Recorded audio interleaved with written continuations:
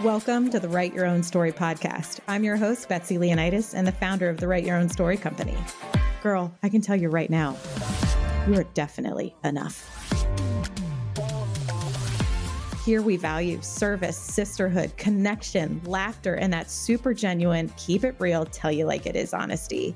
My hope is at the end of each episode, you realize you can do whatever it is you dream about and that you are not alone with what you struggle with. I'm hoping that you are snapping and clapping and hell yes in your way through each one of these episodes. So if this tracks with you, let's get started. I'm so glad you're here. Welcome everyone back to the latest episode of the Write Your Own Story podcast. I'm your host, Betsy Leonidas, and it's just me today. It has been a minute since I have been in the studio just by myself. You know, when I started this podcast, I did episodes solo because I had no idea what I was doing. And I wanted to work through the production kinks, what it meant to do episode flow, that kind of stuff to like really sort of get my chops going before I brought people into the studio and, use their precious time and their gifts to share their voice. I was like, I better figure out what I'm doing. So I ran a bunch of episodes. I started in November because I kicked it off on my birthday, and then we had holiday. And until we got back from January break, I did an episode a week, just me. And I have loved every single second of having guests on. And it's totally my intention to really only do guests. But one, I've gotten some positive feedback on solo episodes as well. So for those who sometimes just want to hear someone else's self-reflection, I volunteer as tribute. But two, I think I have kind of like a cool point in my journey to just kind of stop and pause. So this is an episode that is just from me. I don't think it's going to be super long. Also, I am really embracing the not being perfect right now because I have not planned a full structure flow. I was just journaling the other morning, and I was really reflecting on what it means to write your own story. And I thought it would be a really cool time to stop and pause. Let me fix this pillow. It looks messy. All right, there we go. I thought it would be a really cool time to stop and pause as we continue to always write new chapters of our lives of what does it mean to me to write your own story. So I think when I started this journey, as everyone, probably knows, life twists and turns for everyone. And for me, my marriage ended, and that was, incredibly sad and just truly a life-changing event. And so it really kind of like took me all the way back down to the ground, and I had to rebuild from there. Like so many of us in our generation, I felt like I had tried in life, this doesn't even apply to marriage, in life, everything I could to be perfect, to do what people expected of me, to try, and then if not, try harder and harder, to be kind and gracious, to make sure that everyone around me felt comfortable, and to put other people first, always. It's what feels the most natural, to be honest. And when I came up for air after my divorce, I was just like, fuck it, fuck what, excuse my language, I swear I'm only drinking tea. Forget what society tells me that I should be agreeable and that I should prioritize everybody else's needs before mine. Screw what I had defined in my own head of what a good marriage made, and what I thought motherhood, had to look like, because it no longer fit. I was really, truly put in this place where I had to write my own rules for my life. And it is one of the greatest blessings of my life. So when I talk about, chapter 2 of my life, it was really sort of that rise. My mom was kind enough to call me a phoenix, sort of like rising from the ashes, which so many of us have been. We've all been through, wild, traumatic events or life-changing events. I'm certainly not the only one. And we rise, right? That's just what we do. We keep going. We bounce. And so really it was about like, I, prioritized my family. I went back to work in a more traditional way. I, basically had to like really, truly refigure out everything in my life. But what I'm feeling like right now is almost like a chapter 3. Like I am no longer the woman who got divorced. At least to me, I'm not. Like, and I don't know if that sounds weird to anyone, but like after Adeline came home from the hospital, for those who haven't listened to that episode, it's a story of miracles. You should definitely check it out. It's she's amazing. But Adeline was in the hospital. She was critically ill. It was definitely a rug pull out of you moment. I had no idea that she was going to be sick. And then she ended up being in the ICU and a high risk kid for 2 years. Incredibly traumatic, had PTSD, all the good stuff. And for the longest time, I identified myself as the mom with a sick kid. And I was like terrified to be known as anything else, because if I thought, it's almost like you feel like if you're going to forget those memories, then you're no longer going to be safe, because, it was so out of nowhere. And so I don't know, I think I kind of like got into that zone a little bit, as I think many people do, about my divorce. And I was like, I'm the girl that got divorced, and I'm just me. And I'm like, okay, this feels amazing to just be me. And if I look around and really take in my surroundings, I am a mom of four. I am a podcast host. I'm a business mentor. I'm a friend. I'm a daughter, a sister, wild and crazy, calm and peaceful, everything in between, but I'm just me. And I'm in this really new sort of like bounce space where I'm like, yep, this is it. This is just where life is. And so after talking, I've done almost 20 podcasts, if not 20. And then I ran my female founders course where it was 20 hours of course time. And after all that conversation, that's almost 40 hours. Maybe it's 30, maybe it's 40. We're rounding. I'm not really sure. Who's going to check my math? I don't really care. Again, not perfect. After a lot of conversation with women around what it means to write your own story, I've had some really cool themes pop up. So I was like, let's share these. So when I started this podcast, and really when I started this business around writing your own story, I'm going to even pull up the website to make sure that I get it verbatim. So really, it was around encouraging women to live the life they dream about, right? I mean, so many of us have so many dreams on our heart. It doesn't even have to do with business. It's just, I really want to be this, or I really want to be that. And I pause and challenge you guys to think about, is my dream on my heart, I want to lose 10 pounds? Because that one sucks. Like, that's not a dream on your heart. I would challenge you to be like, are you unhealthy, or society making you feel bad about your weight?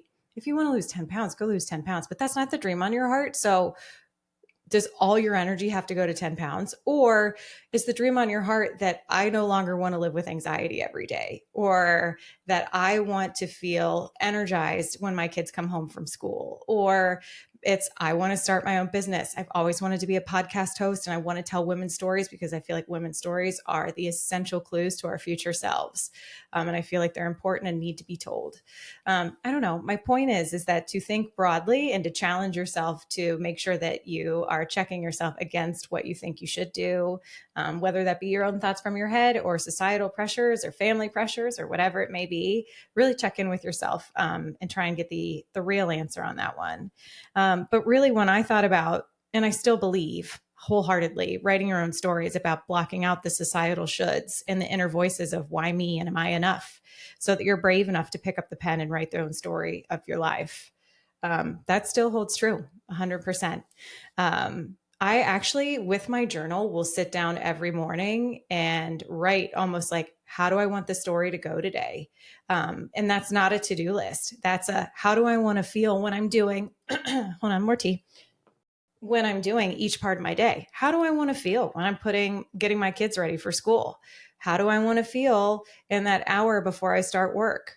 How do I want to feel when I'm working on whatever's on my to-do list today? How do I want to feel when I go to tennis and I'm seeing my girlfriends at tennis, or, you get it. But again, so I'm like walking through the parts of my day, but I've found myself so much more peaceful, definitely more intentional and more joyful when I kind of section out the different parts of the day in terms of like, how do I want it to go? It's, my life used to be so much, especially being a corporate girl, around output and performance and production. And now it's like, I don't know, maybe it's just being 42 and you're done messing around. But I'm like, now it's just, how do I want to feel? How do I want to feel if I'm going to go have dinner with someone?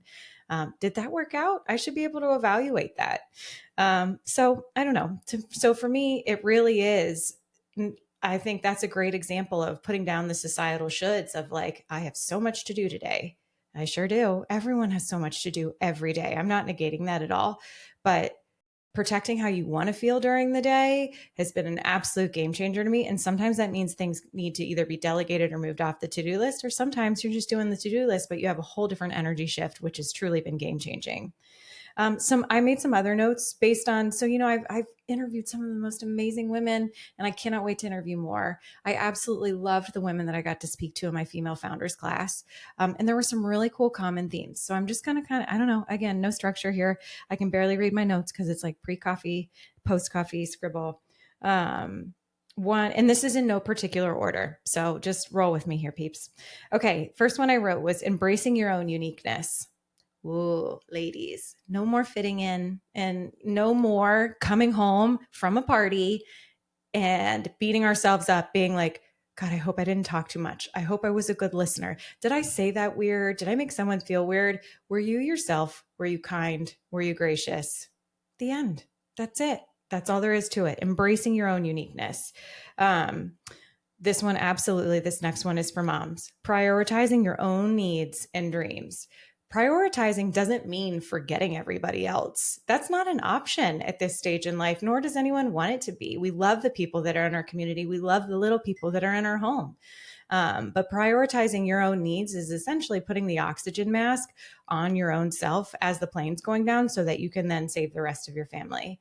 I wish there was a less dramatic analogy, but that's what we're going to go with because it's true. Like we get into these moments and I'm just coming out of a season of like crazy busy and I absolutely took the oxygen mask off and I'm paying for it now, but I know the tools in my toolbox to get back in there and take care of myself and prioritize movement. It doesn't have to be perfect. It doesn't have to be tons. It just has to be me prioritized doing things that make my nervous system and my body feel good and my soul feel good. So I think whether that be dabbling in a side hustle, whether that be making time to connect with friends, maybe that's permission to go to bed earlier or to put your phone down because it doesn't make you feel good.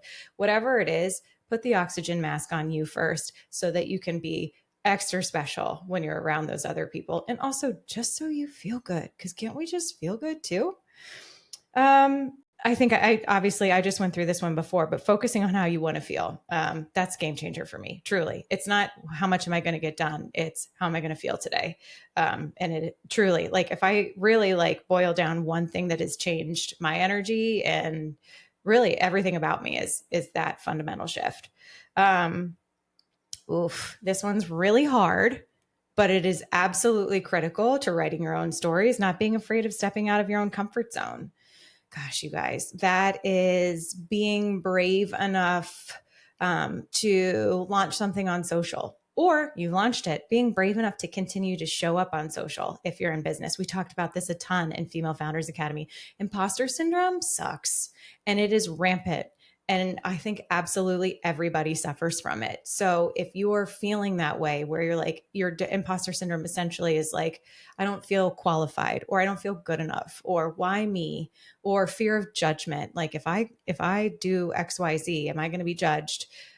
First of all, the people that you're worrying about judging you probably aren't your people. Your people are the ones who see and reflect your value back to you, and vice versa. It doesn't have to be transactional. It's just genuine understanding that I see your value, you see mine. So be brave enough to step outside of your comfort zone. Be brave enough to step outside of the comfort zone of your own thoughts. I absolutely need, this is an example, I absolutely need a day of rest.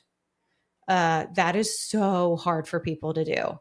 But like resting is putting fuel in the tank. And this is just like another sort of unique example of step outside your comfort zone. Me coming on here and doing a podcast by myself, totally outside my comfort zone. But I'm doing it because my whole mission is to help people write their own story. And I've collected data for 40 hours. And I feel like this is a really cool time after the wrapping up of Female Founders Academy. And I don't know, before as the school year comes to a close, to just be like, hey, how's this going? Let me check in on writing your own story. So that's what we're doing. I'm out of my comfort zone, but here we go. I love this one. Take responsibility for your side of the street. I feel like life is super hard, right? Like, and life is also super grand. But I think this one kind of like goes to one, it can go as categorically broad as victimhood, right? Like everyone has had hard things happen to them. You can sit and ruminate in that and let that be, again, like I was talking about, like, oh, I'm the divorced girl, or I was the mom with the sick kid.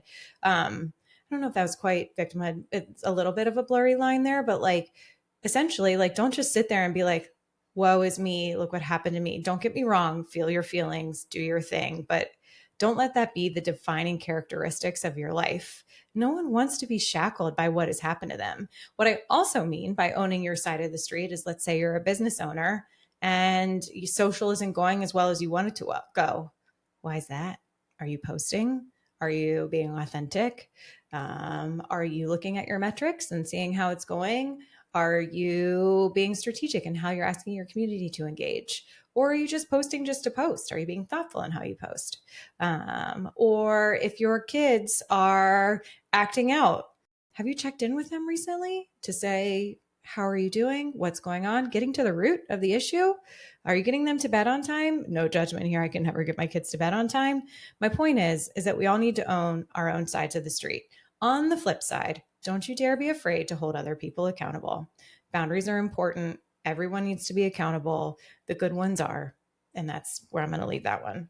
Okay, what do we got next? This is another big one. Learn to love mistakes and to value them. Mistakes are awesome. Hopefully no one is collateral damage. Hopefully they're minimal mistakes, but mistakes are, it means you tried. If you, for example, for all my single girlies out there, if you're dating someone and it didn't work out, of course there's like deep emotional stuff with that, but you tried, you got back out there. And if it didn't work, you've certainly learned something. If you're in business and you totally screwed something up and something, or something just genuinely isn't working that was in your original plan, you tried. And that is so admirable because a lot of people aren't out there trying, and that's okay too, but love your mistakes because there's always something to be learned. And also, like, resiliency is one of the greatest things you can have in life. And those are formed from mistakes, from learning, from pivoting, and from keeping going. So that's another one that I've definitely learned as a common theme after listening to all these amazing women on the podcast. I love that one. We sort of touched on this a little bit, but the concept of surrounding yourself with the right people. And I think, the whole like notion of like, you're a collection of the 5 people around you. I don't know. I think I'm in this phase of like, if you don't feel like you can be your absolute self, and if you feel like you have to shrink or shapeshift a little bit, it's one thing to be situationally appropriate, right? If you're in a boardroom versus if you're on the soccer field sidelines versus you're at home or you're at a restaurant with your girlfriends. How you show up is a little bit different in all of those, but you're still uniquely you. But if you're in a company, whether let's say, oh God, if your boss doesn't see your own value and you find yourself shape shifting and that, or if your friends, or if, I don't know, anyone in your life, if you feel like you have to shrink and change, my recommendation would be to have a serious conversation with yourself about why is that? Is that a me thing? Is that a them thing? And to know that the right people, you don't have to shapeshift around, and that you can just be uniquely you and imperfectly you. Mess up, make mistakes, own your side of the street, say you're sorry. But I think when I think of the women, and that's the whole notion of Female Founders Academy, was to like put these like-minded women together so that we could all inspire each other and root for each other and be open and honest and be like, this is what sucks in my business. This is what's working. How do we help, etc. But, if you're an entrepreneur, get those groups of girls together or like-minded people together to support each other. Mom, friends, we are everything to each other, right? Because we constantly can talk about what's hard, because so much of it is hard, or what's great, and someone to celebrate that with you. So surround yourself with the right kind of people. The next one, they kind of go hand in hand. This notion of having gratitude and loving the present. Loving the present has been also like a really great game changer for me, where life can feel so overwhelming for all of us, just generally by to-do lists. But if you are able to just really look right where your feet are and to love that present moment, even when I'm like trying to pack all the lunches and get everyone to school on time, I'm still like, you know what? These are my kids and these are the moments. This is gonna not be here someday. And they're like cute and I love them. And this is our time. And like, we'll throw on music and dance, or we'll run around and scream and be like, have you seen my shoe? Because we're late. It doesn't matter. But this is my family. And I love that time together.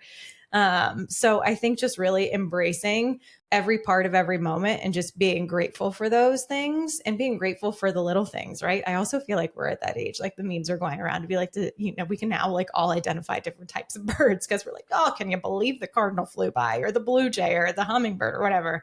But like, it is that kind of cool point in life where you realize that there's a lot of great things around you. So noticing the little things. Did you get an extra long hug from your kid today? Don't forget to take notice of that. That stuff legitimately adds up and changes the energy of your day.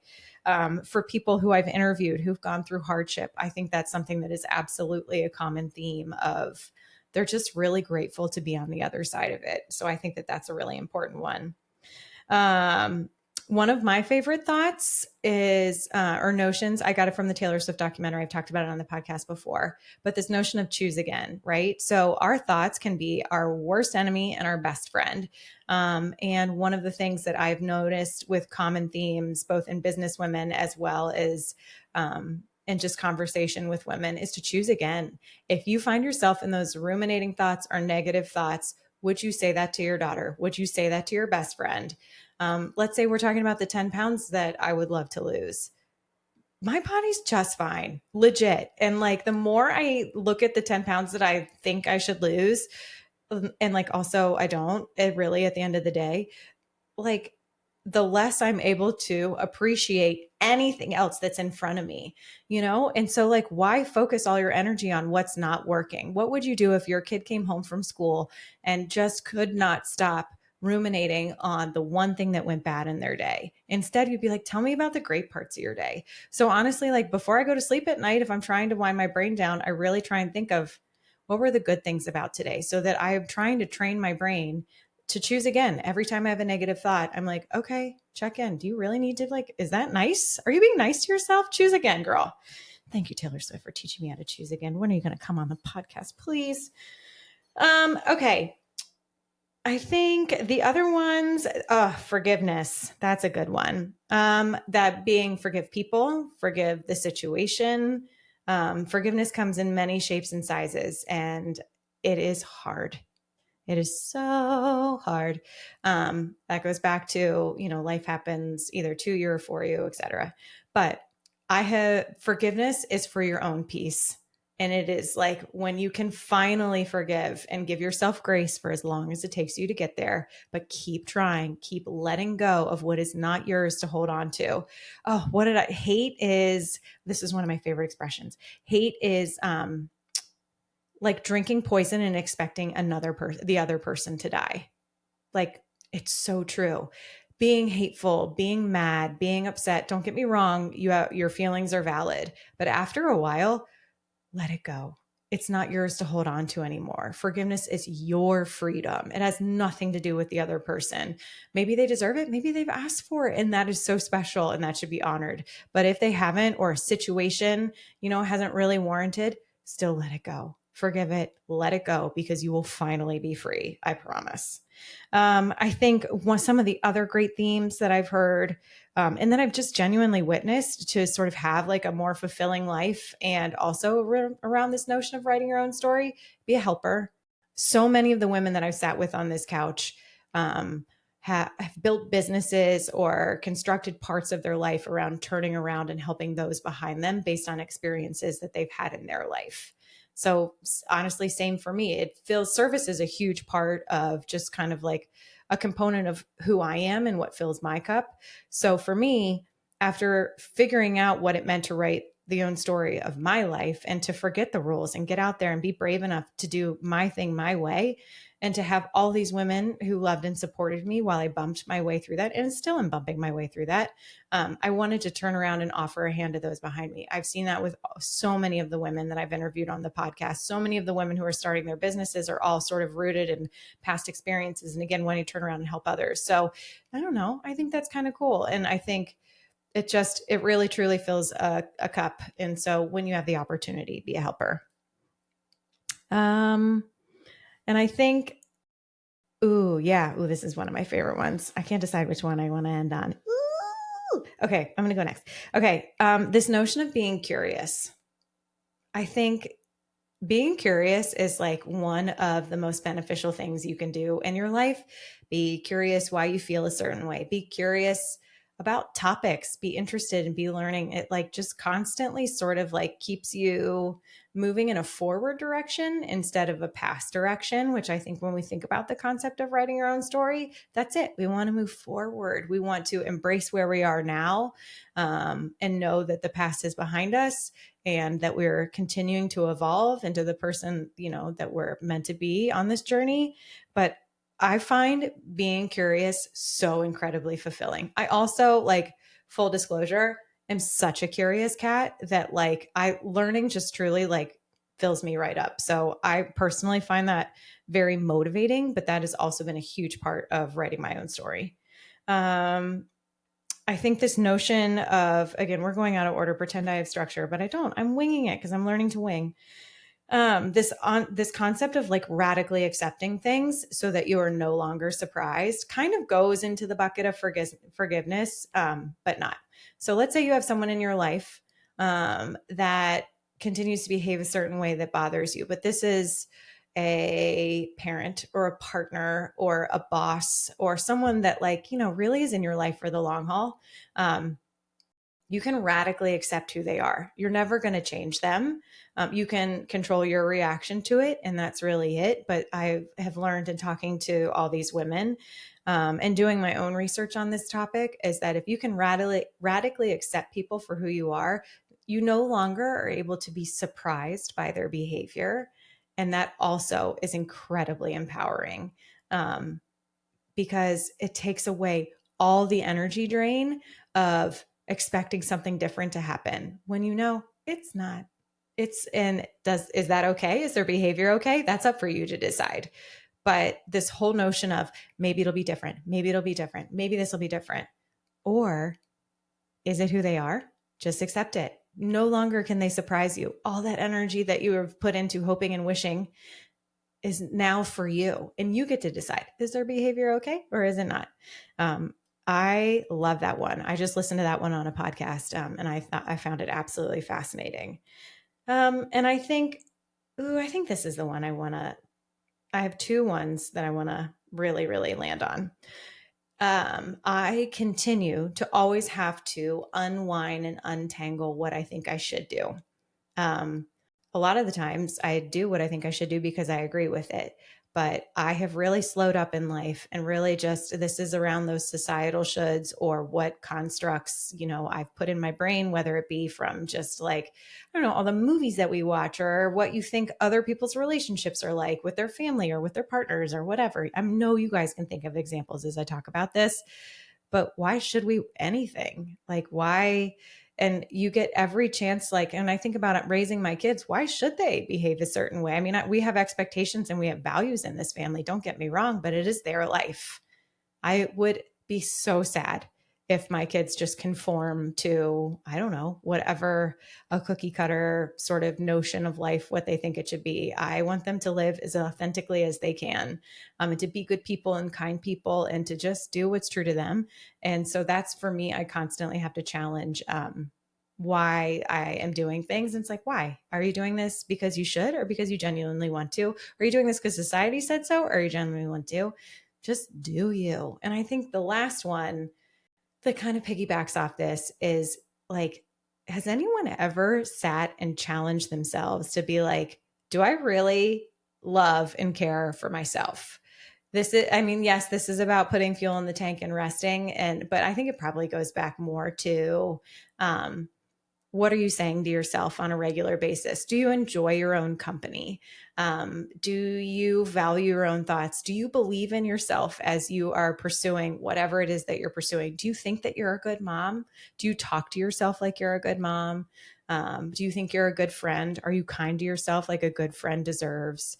And really just this notion of like genuinely loving yourself is so, so important. And if we ever just like stop and check in with our thoughts, sometimes you can find they're not nice. We need to be nicer to ourselves. And I think when you are nicer to yourself, when you challenge society, when you are constantly checking in with, are you being authentic? When you are being brave enough to show up, when you believe in yourself, that is where the stories get written for each chapter of your life, each day of your life. Are you prioritizing how you want to feel? Do you feel like at the end of the day, you can put your head on your pillow and not be proud by the things that you've done, but how you feel on the inside and how you've made those feel around you? And I know this got real woo-woo, but I love woo-woo. I don't know. So I think that's really it. I think I have so genuinely enjoyed. I knew I would love doing this podcast. Well, I had a hunch I would, but it has filled my cup up, and I have truly loved every single second of it. And I can't wait to do a bajillion more episodes. There's so many amazing women out there that all of our stories deserve to be told. People deserve to feel heard, to know that they are not alone, to have clues for their future self, to be inspired.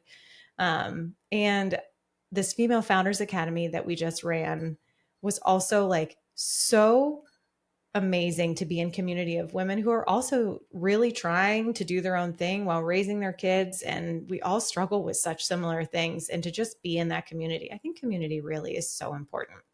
So that's it, guys. I think that's really, I wish I could wrap it up with something amazing, but we're just like drinking tea and letting it rip here from pages of my journal and from thoughts over the last 30 to 40 hours of hanging with some really cool, amazing women. I want to thank forever and always the women who come on this podcast and who will continue to come on this podcast. Your voice is so important, and your time and your bravery is so appreciated. And I want to thank the Female Founder ladies. I can't wait to run another course. I learned so much by working with this first group of women, and I can't wait to keep in touch. We've got our check-ins over the next 3 and 6 months, and I can't wait to see where your businesses are going. And to everyone out there listening, thank you for listening, and thank you for checking in with me and giving me your feedback, whether it be positive or constructive or guests to consider. All of it is genuinely so appreciated. This truly has just been the time of my life. So ladies, I hope that today gave you a little insight into more specifically about what it means to write your own story. And I hope that it helps you write your own. All right, everyone. Thanks for listening. We'll catch you next time. Well, that's the end of this episode, but promise me, you won't stop here with whatever it is you're feeling or dreaming about. I hope you leave today feeling empowered to live life just as you see fit. If this podcast was helpful to you, it would mean the world to me if you could leave a review on whatever platform you're listening on. I genuinely just want to help women live the life they dream about. So if this type of content tracks with you, subscribe to this podcast or visit our website, writeyourownsstory.co, to download digital courses or to grab a journal and a mug to just dream in and dream with. It's your life, lady. Do you. And just remember, I'm rooting for you and you've totally got this.